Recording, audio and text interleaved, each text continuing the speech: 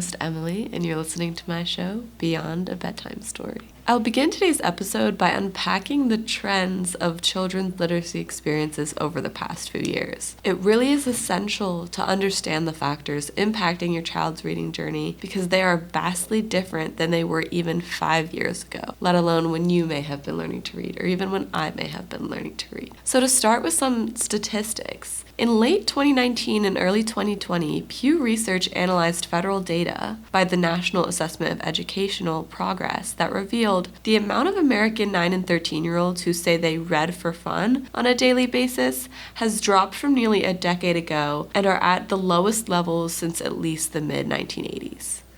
So let that sit for a second. Essentially, we have children who are reading for fun less. And these are more teenagers that were being studied. And when we consider the updates in technology that children have access to, it really makes sense.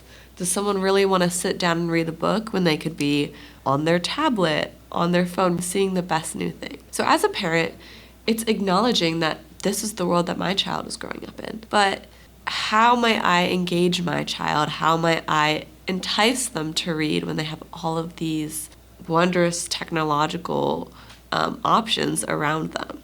So in addition to that trend of the past couple years of children being less inclined to read, we also had the pandemic hit.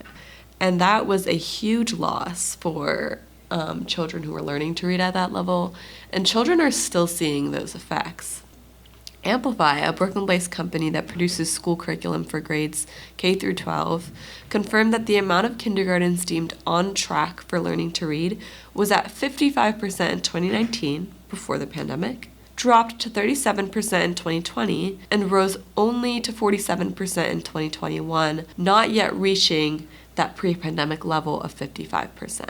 So now you might be saying, okay, well, that was 2021, we're in 2023, that was 2 years ago. That trend really only impacted the kindergartners, the first graders who weren't in school at that time, who were learning online. Because as I observed during my research, which I will get into in the next segment, literacy activities in kindergarten are essentially a big part of them are that stereotypical sit on the carpet in a group, interact with my teacher who's reading aloud, interact with other students. And obviously those experiences cannot be replicated at home. They just can't be. If you're a parent who was parenting in kindergarten and a first grader at that time during the pandemic, you know exactly how difficult it was to get them to read, to get them at that level. And obviously they're reeling from those effects. But it goes beyond that. It's not simply those children who were impacted. Surely they were. But it was also children who would have been in daycare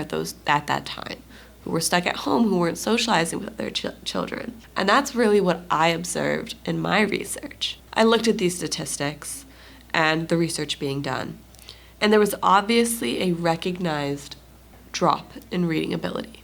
Yet there was a lack of scholarly attempts to really enter the classroom at this time and simply observe what was going on in the classroom. Just sit and watch how children were interacting with literacy activities. So that's exactly what I did. And we will get on to my research process in the next segment.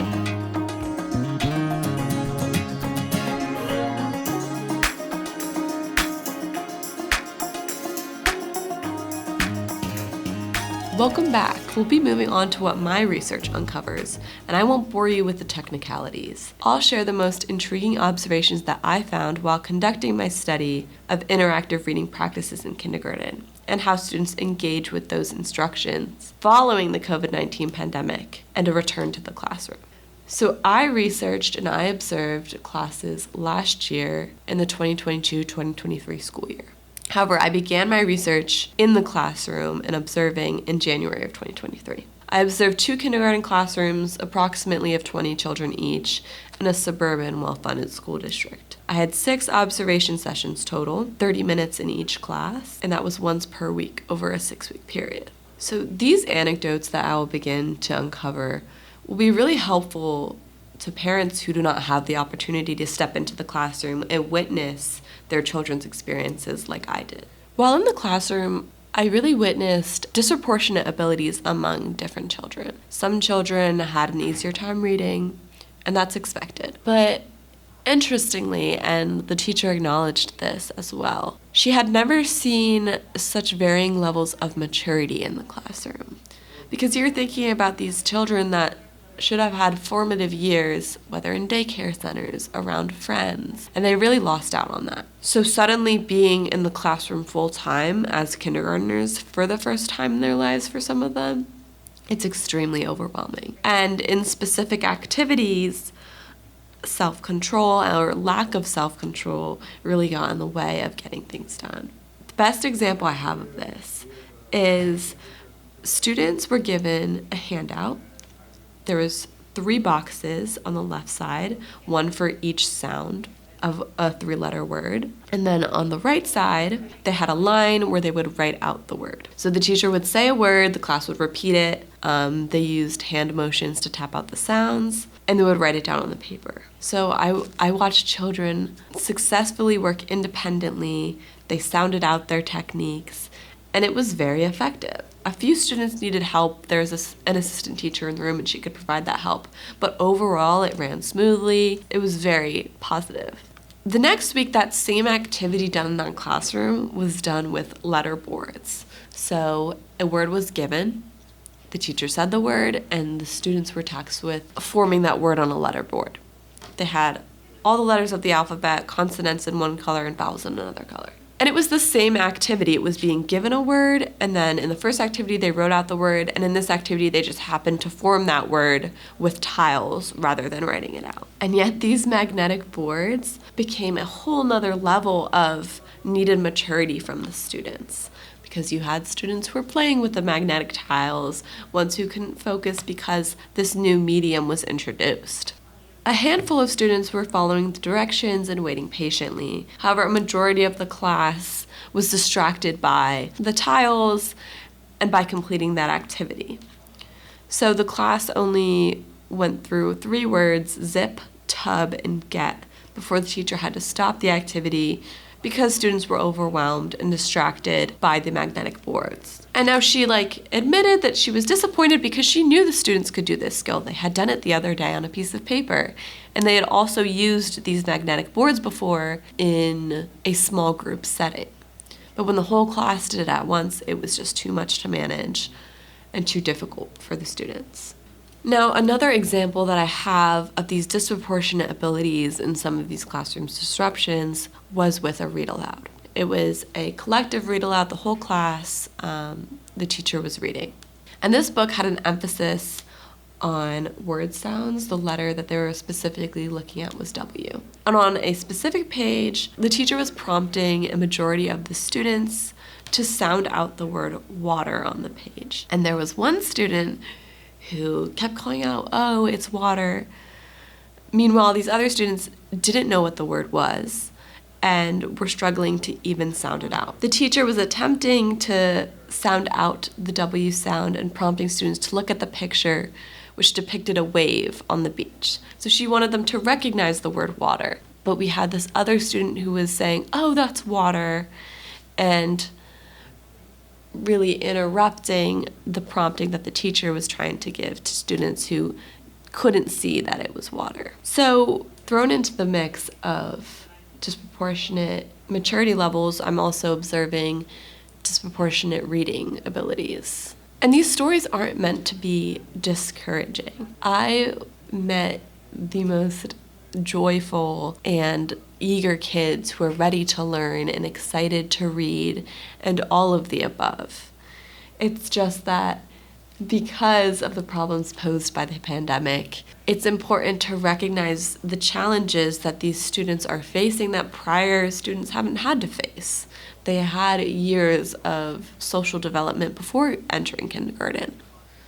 Part of sharing my observations with parents and having them be able to hear these things is for them to get a full picture that when their child might be struggling to read, it might also have to do with their struggles to exist within a classroom in that overwhelming environment.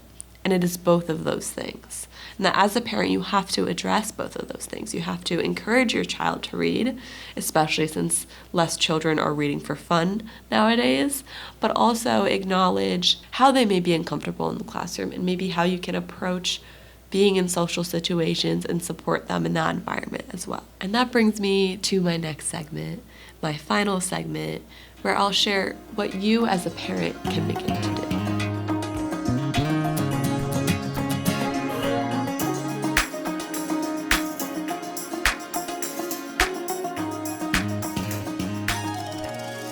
Welcome back for my last segment. How can you help as a parent? I've just uncovered some daunting stories that may seem scary and disappointing to know that children are struggling within the classroom, but the ability to make things better for your child is to recognize that things aren't going to be perfect, especially after the past couple years we've had, and to approach that with a sympathetic ear, that you're there to support your child at the end of the day. So learning should never be easy, especially when you're a child who is learning from scratch how to read. But it's important not to be discouraged when you face challenges, and having that encouraging attitude will have your child also replicate that encouraging attitude and be willing to face the challenges that learning often poses. So by acknowledging these difficulties, you're already taking a step in the right direction.